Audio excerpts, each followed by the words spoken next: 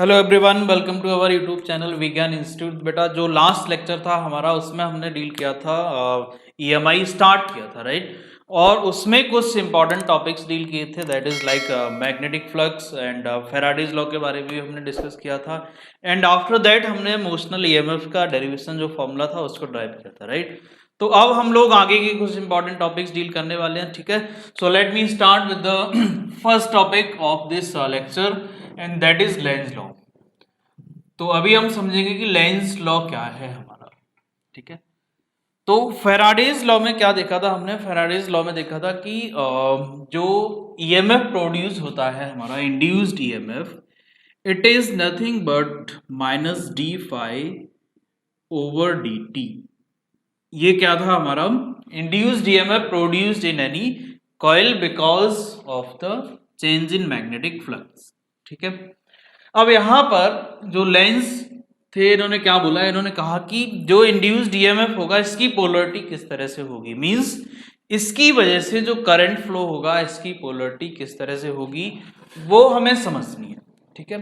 तो इन्होंने कहा कि अगर हमारे पास कोई एक कॉइल है, ठीक है, और उसमें हम क्या कर रहे हैं, मैग्नेटिक फ्लक्स चेंज कर रहे हैं और उसकी वजह से उसमें एक करंट प्रोड्यूस हो रहा है, तो इसके अंदर जो इंड्यूस्ड करंट होगा, जो इंड्यूस्ड करंट होगा इसकी डायरेक्शन क्या होगी, या इंड्यूस्ड ईएमएफ होगा उसकी डायरेक्शन क्या होगी, ये हमें यहां पर समझना है, ठीक है। तो इन्होंने क्या बोला कि अगर मेरे पास एक, सपोज करो एक कॉइल है दिस, और यहां पर मे बी की एक मैग्नेट मैंने ले ली, ठीक है, and this is suppose north and south pole.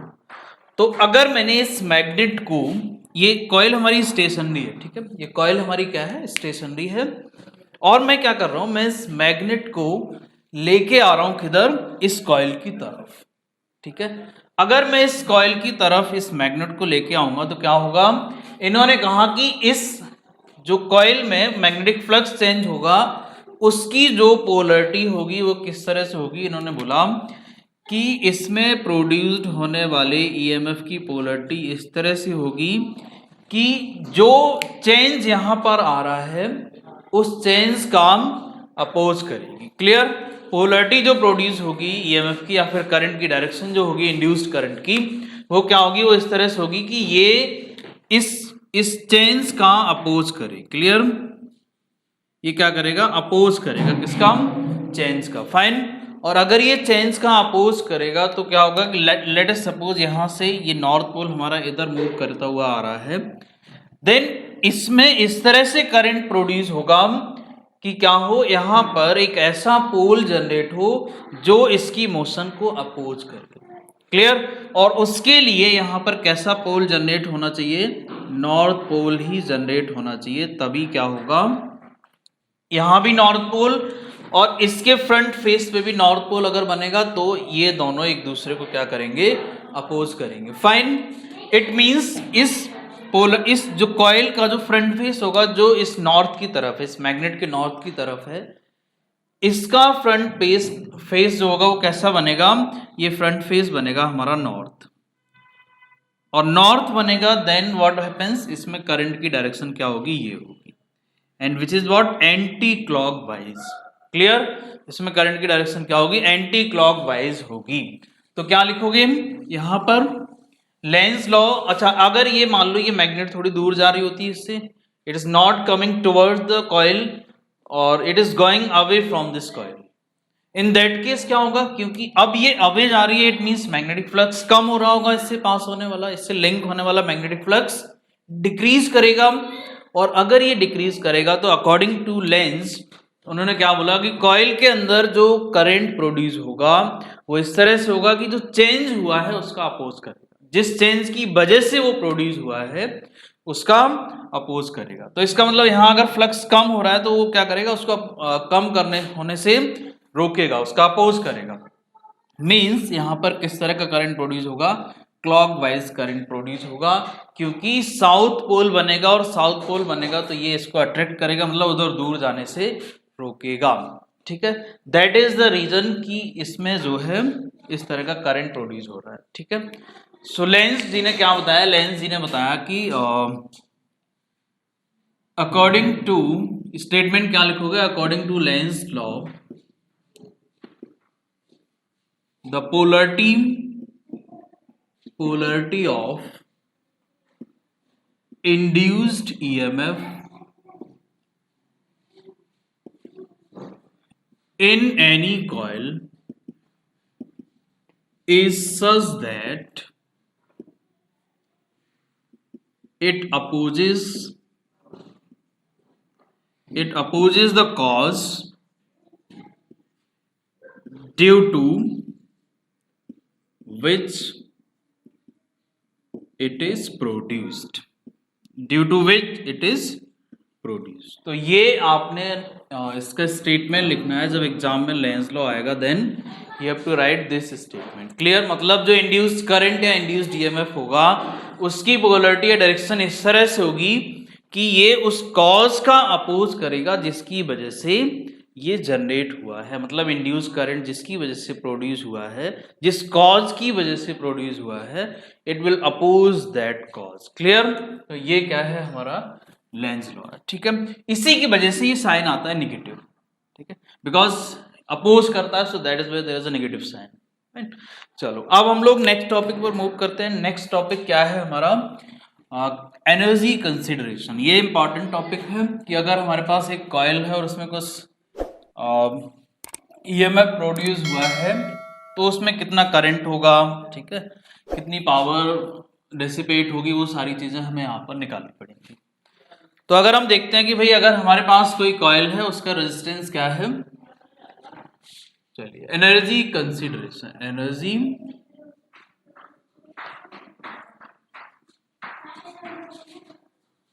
Consideration. तो एनर्जी कंसिडरेशन में हमें क्या करना है, हमें उसकी एनर्जी के बारे में, पावर के बारे में पढ़ना है कि जो इंड्यूस करंट हमारा प्रोड्यूस हो रहा है उसकी वजह से कितनी पावर, कितनी एनर्जी लॉस होगी। ठीक है, तो देखिए अगर हमारे पास एक कॉइल है एंड सपोज इसका रेजिस्टेंस क्या है, let the resistance of the coil is R, और उसमें जो इंड्यूस्ड ईएमएफ है एंड इंड्यूस्ड ईएमएफ कितना प्रोड्यूस हुआ, सपोज एप्सिलॉन प्रोड्यूस हो रहा है, देन जो इंड्यूस्ड करंट प्रोड्यूस होगा वो कितना होगा। तो फर्स्ट चीज मुझे निकालनी है इंड्यूस्ड करंट। एनर्जी कंसिडरेशन में क्या इंड्यूस्ड करंट निकालेंगे तो कितना करंट प्रोड्यूस होगा। हम करंट का फॉर्मूला आपको पता है, I is equals to epsilon upon R, ये हो गया करंट। ठीक है, I is equals to epsilon upon R, that is current. इसके बाद आपसे ये भी पूछेगा कि what will be energy produced और energy dissipated produced in time t, कितनी एनर्जी प्रोड्यूस होगी। ठीक है, तो कितनी एनर्जी प्रोड्यूस होगी, इसके लिए हम क्या करेंगे, W इज इक्वल्स टू क्या होता है फॉर्मूला, सिंपली हमें जो है डील करना है कि भाई एनर्जी हमें निकालनी है, इट मींस हमने पढ़ा है वोल्टेज मल्टीप्लाइड बाय करंट। ठीक है, सो हम इस तरह से लिख सकते हैं कि VIT, एक ये फॉर्मूला भी है जो कि हम लोगों ने थर्ड चैप्टर में पढ़ा था, VIT लिख सकते हो। ठीक है, या फिर आप I²RT लिख सकते हो, मर्जी है कुछ भी लिख सकते हो। तो I²RT लगा लेते हैं सिंपली। T टाइम में R रेजिस्टेंस की कॉइल के अंदर कितनी एनर्जी प्रोड्यूस होगी, वो कितना, वो क्या होगा, हीट और एनर्जी बेसिकली दोनों एक ही चीज है। कितना होगा हमारा, I की वैल्यू क्या है, ये है एप्सिलॉन अपॉन R, इसका स्क्वायर करोगे then this is RT, so this W or H becomes epsilon square RT upon R square, ये R से R एक कैंसिल हो जाएगा, so it is epsilon square T upon R। ये क्या हो जाएगी हमारी energy produced in time t। ठीक है, एंड आफ्टर दैट हम लोग निकालेंगे पावर डिसिपेटेड, तो कितनी पावर डिसिपेट होगी वो भी देखते हैं।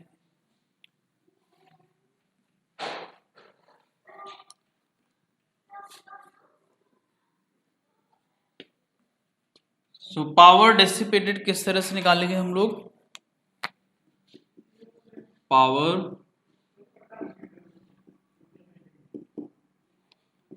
डिसिपेटेड। अब P इज इक्वल्स टू क्या होता है, P is equals to VI लगा सकते हो और I स्क्वायर R भी लगा सकते हो। तो क्या हो जाएगा हमारा, P is equals to I square R लगाओ, VI लगाओ, मर्जी है कोई सा लगाओ, तो I स्क्वायर R लगाएंगे तो ये हम ऑलरेडी कैलकुलेट कर चुके हैं। I क्या है हमारा, एप्सिलॉन अपॉन R स्क्वायर हो जाएगा इंटू R हो जाएगा, तो क्या मिलेगा, epsilon square R, epsilon square upon R। ठीक है, तो ये आ गई मेरी पावर। अब यहाँ पर आप, ये तो जनरल वही फॉर्मूले हैं जो आपने करंट इलेक्ट्रिसिटी में पढ़े थे, लेकिन आप एप्सिलॉन जो ईएमएफ है हमारा, इसको आप ऑलरेडी कैलकुलेट कर चुके हो। मोशनल ईएमएफ जो प्रोड्यूस होता था because of change of magnetic flux, वो क्या होता था, वो हम जानते हैं कि फॉर्मूला हमने निकाला था कि अगर L लेंथ की एक रॉड है, उसके अक्रॉस कितना मोशनल ईएमएफ प्रोड्यूस होगा, epsilon is equals to VVL। ठीक है, और जब आप इस वैल्यू को यहां रख दोगे तो क्या मिलेगा, देखो जो करंट था, इंड्यूस करंट, वो कितना आएगा, VVL upon R। Induce current ये आ गया। एनर्जी कितनी आएगी, एनर्जी आ जाएगी हमारी एप्सिलॉन स्क्वायर अपॉन RT, और may be I square RT लिख सकते हो, I square RT, I square ये है, तो I स्क्वायर क्या हो जाएगा हमारा, B square V square L square upon R into RT। ये R से R कैंसिल हो जाएगा एक, तो क्या मिलेगा, V square L square R cancel हो गया अपॉन R इंटू T। ये होगी मेरी energy produced in time T। ठीक है, इसके बाद आपसे जो पावर पूछा है, तो यहां रख दो आप फॉर्मूला।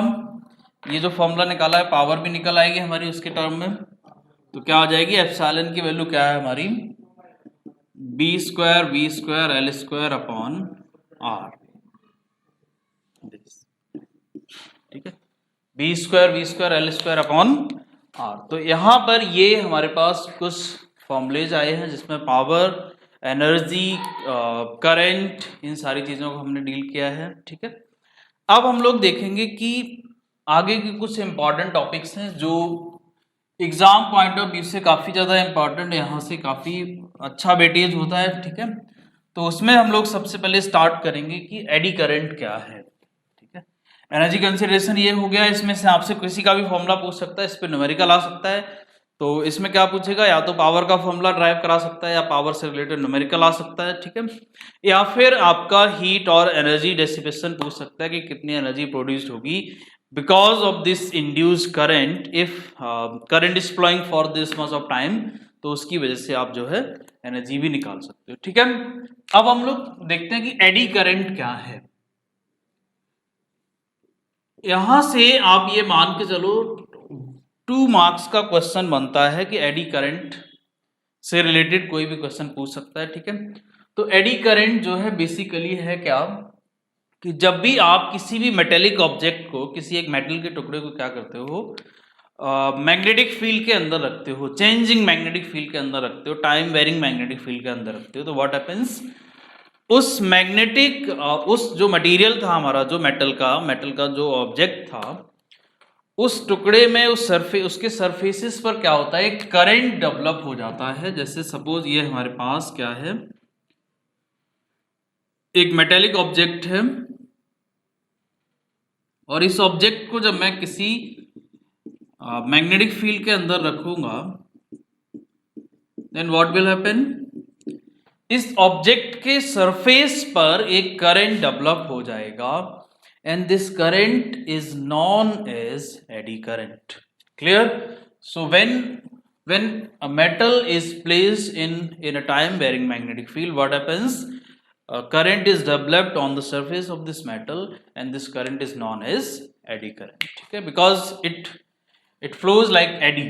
ठीक है, so now अब इसके कुछ यूजेस भी हैं, एडी करंट की यूजेस भी पूछ लिए जाते हैं एग्जाम में। ठीक है, तो एडी करंट्स का यूज क्या है, कहाँ पर हम इनको यूज कर सकते हैं। ठीक है, तो सबसे पहले तो इसमें हो जाता है कि जो हमारी ब्रेक्स होती हैं, मैग्नेटिक ब्रेक्स, ट्रेन्स वगैरह में लगी होती हैं, तो मैग्नेटिक ब्रेक्स में हम एडी करंट का ही यूज करते हैं, ठीक है।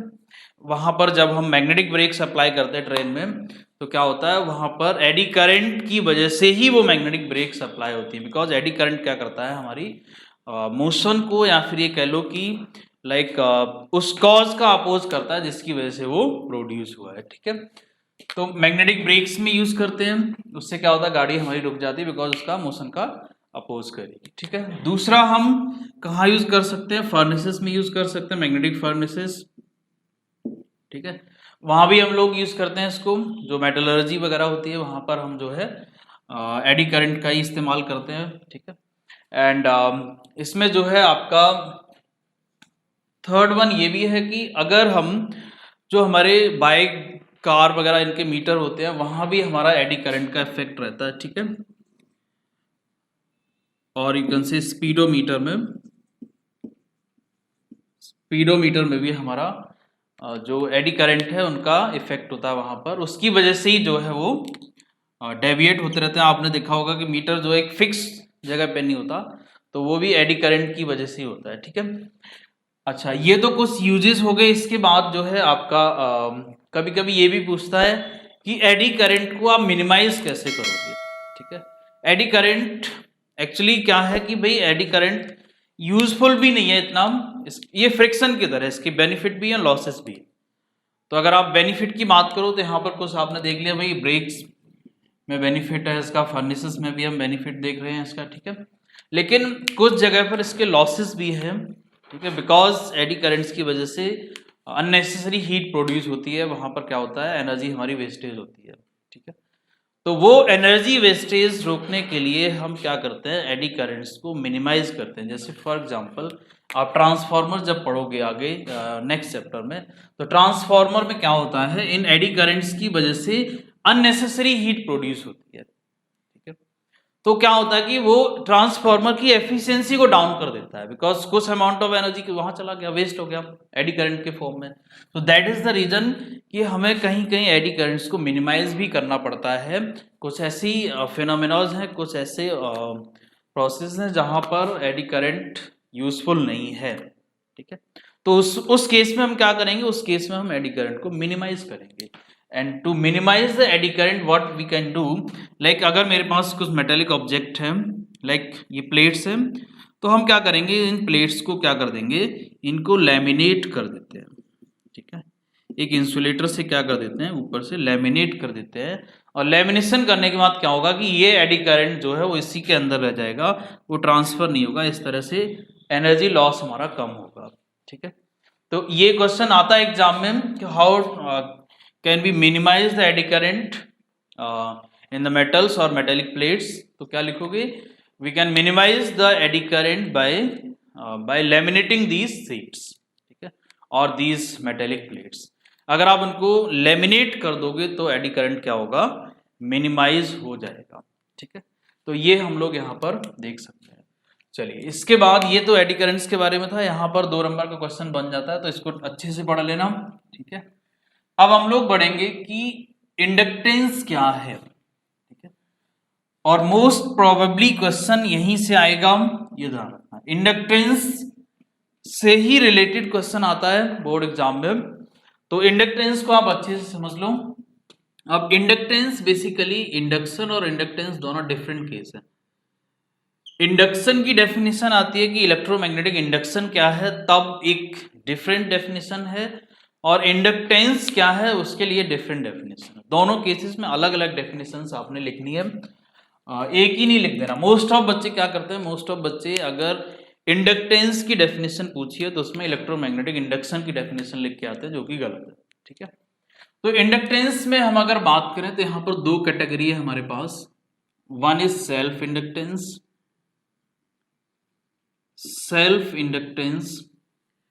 and another one is mutual inductance.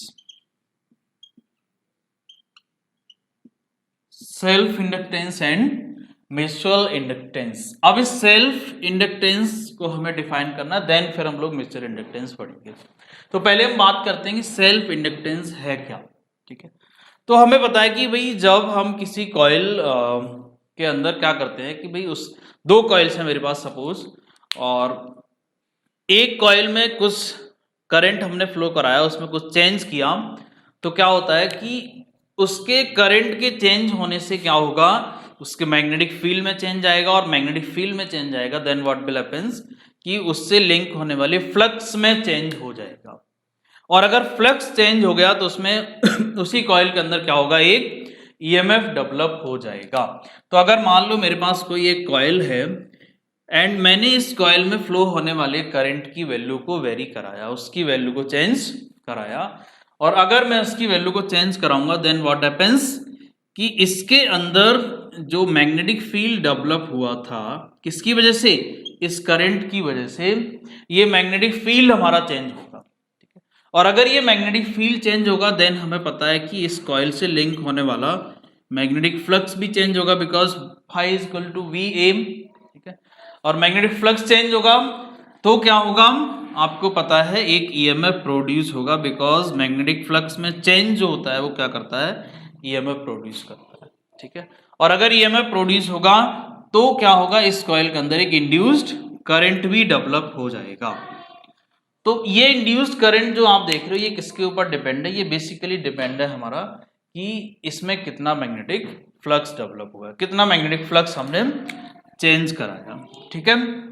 तो इसमें इसका जो फ्लक्स चेंज होगा या फिर इसका जो लिंक होने वाला फ्लक्स होगा कॉइल का, it will depends on the current flowing in that coil, ठीक है। हाँ, तो अब हमें यहाँ पर ये समझना है कि ये जो सेल्फ इंडक्टेंस की बात कर रही है, सेल्फ इंडक्टेंस है क्या, ठीक है। तो अगर मैंने बोला कि इस कॉइल में, पहले सेल्फ इंडक्टेंस डील करेंगे, ठीक है। तो अगर मैंने बोला कि मेरे पास एक कॉइल है और इस कॉइल से लिंक होने वाला कुछ मैग्नेटिक फ्लक्स है, लेट अस सपोज इसमें जो नंबर ऑफ टर्न्स है वो n है, ठीक है, और एक टर्न से लिंक होने वाला फ्लक्स फाई है, तो टोटल फ्लक्स कितना हो जाएगा, n फाई हो जाएगा। तो ये जो टोटल फ्लक्स लिंक कर रहा है इस कॉइल से, it will depends on the current flowing in that coil, ठीक है। ये जो टोटल फ्लक्स होगा ये किस पर डिपेंड करेगा, this total flux will be directly proportional to the current flowing in that coil, क्योंकि ये चीज हम यहां पे समझ चुके हैं, ठीक है। करंट चेंज होगा तो फ्लक्स चेंज होगा। इट मींस कि जो फ्लक्स जनरेट हो रहा है या फिर फ्लक्स लिंक कर रहा है इस कॉइल से, मैग्नेटिक फ्लक्स की बात कर रहे हैं, ठीक है।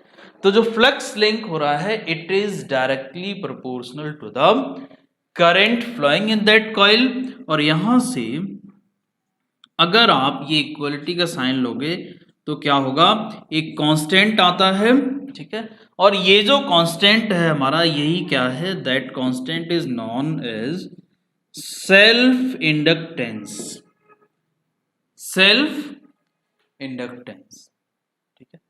तो सेल्फ इंडक्टेंस क्या है, सेल्फ इंडक्टेंस ये कांस्टेंट है। अब इसको डिफाइन किस तरह से करोगे, L इज इक्वल्स टू क्या हो जाएगा, n phi b upon I।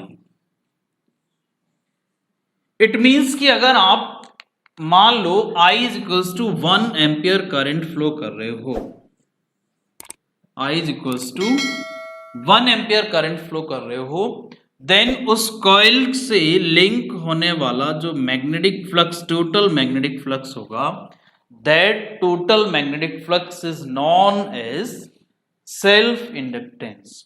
Clear. तो self inductance is what, it is the value of the total magnetic flux linked with any coil when unit or 1 ampere current is flowing in that coil। अच्छा, इस self inductance को आप coefficient of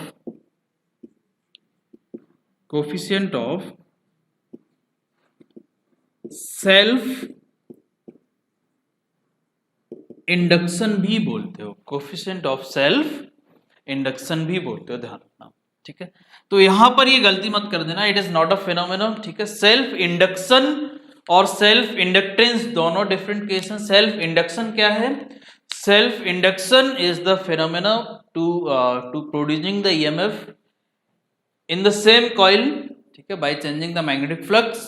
तो ये तो एक process है, it is a phenomena जिसमें हम सेम जिस कॉइल में मैग्नेटिक फ्लक्स चेंज करेंगे उसी कॉइल में ईएमएफ प्रोड्यूस होगा या फिर जिस कॉइल का करंट चेंज करेंगे उसी कॉइल में मैग्नेटिक फ्लक्स चेंज होगा, उसी कॉइल का मैग्नेटिक फ्लक्स चेंज होगा, उसकी वजह से उसी में ईएमएफ प्रोड्यूस होगा। ठीक है, तो that phenomena is known as self inductance. लेकिन सेल्फ इंडक्टेंस क्या है? सेल्फ इंडक्शन तो समझ आ गया कि ये एक फिनोमेना है जिसमें उसी कॉइल के करंट में चेंज करके हम क्या करते हैं, उसमें एक इंड्यूस्ड ईएमएफ या इंड्यूस्ड करंट प्रोड्यूस करते हैं। That phenomena is known as self induction. Self induction. लेकिन सेल्फ इंडक्टेंस क्या है? तो self inductance is nothing but that constant, ठीक है, which is defined as, means self inductance is the flux or magnetic flux linked with any coil when 1 ampere current is flowing in that coil. Clear? तो अब इसको अगर हम इसकी unit और dimension निकालें तो वो भी हम कैलकुलेट कर सकते हैं। ठीक है, क्योंकि हमें पता है L इज इक्वल्स टू क्या हो जाएगा, N phi B upon I, और फाई क्या है, ये हमारा मैग्नेटिक फ्लक्स है। N तो नंबर पूरा मैग्नेटिक फ्लक्स है, तो ये क्या बन जाएगा, वेबर पर एम्पियर। ये हो गई इसकी यूनिट, बिकॉज मैग्नेटिक फ्लक्स की यूनिट होती है वेबर। ठीक है, तो वेबर पर ampere, that is what SI unit. अब देखो, अब हम यहां पर क्या कर सकते हैं, हम इसको और एक दूसरे तरीके से भी डिफाइन कर सकते हैं। वो किस तरह से करेंगे जरा देखो। हमने क्या किया है भाई, हमने फैराडेज लॉ पढ़ा है। क्या पढ़ा है हमने फैराडेज लॉ? उसमें बोला गया कि एप्सिलॉन, अगर हम सिर्फ मॉड की बात करें, उसके मैग्नीट्यूड की बात करें, which magnitude, that is the induced magnitude of induced EMF. तो ये क्या होता है, it is nothing but the total flux linked with coil. अब टोटल फ्लक्स क्या हो गया, N फाई हो जाएगा, N phi B linked with the coil, rate of change of total flux linked with the coil, that is what, that is the EMF produced in that coil. अब total flux कितना है हमारा, total flux है Li।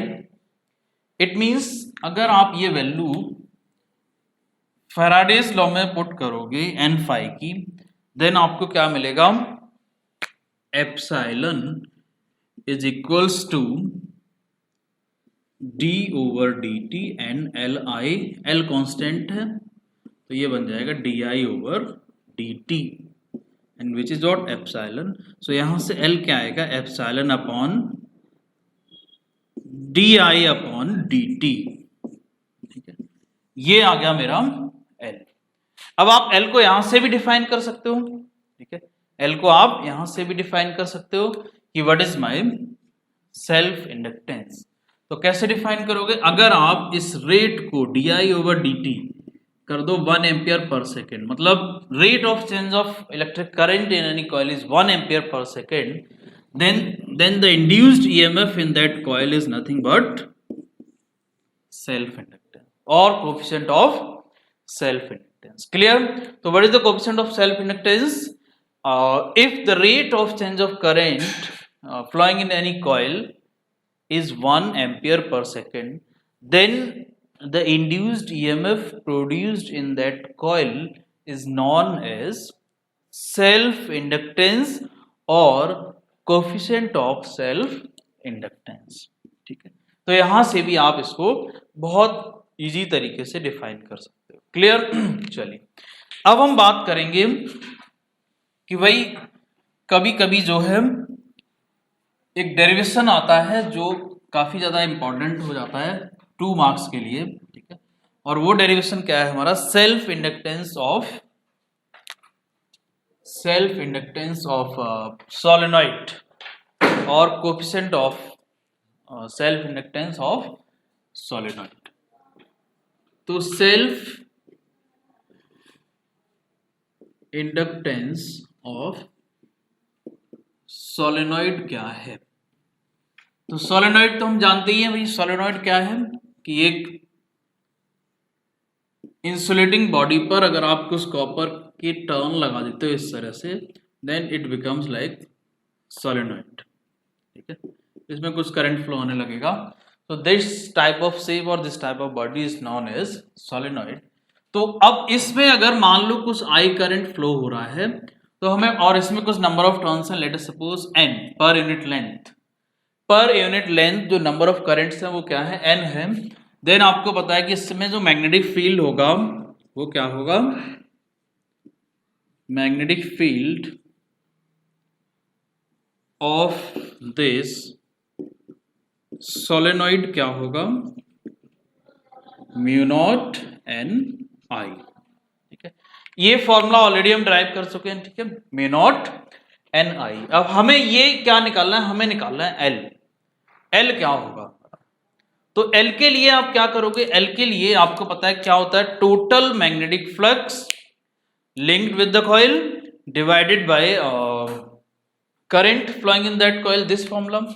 Because आपको क्या चाहिए, self inductance चाहिए, self inductance चाहिए। तो सेल्फ इंडक्टेंस ऑफ सोलेनॉइड क्या हो जाएगा, जरा देखो, इंपॉर्टेंट डेरिवेशन है, ध्यान रखना, एग्जाम में 2 मार्क्स का पूछा जाता है, बहुत इंपॉर्टेंट डेरिवेशन है और बहुत इजी है, कुछ भी नहीं है, बहुत इजी है ये, 2-3 लाइन का डेरिवेशन है मात्र।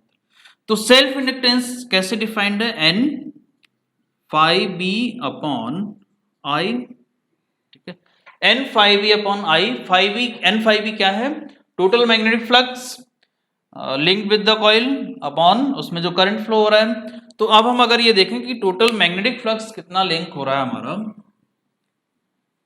किसके साथ,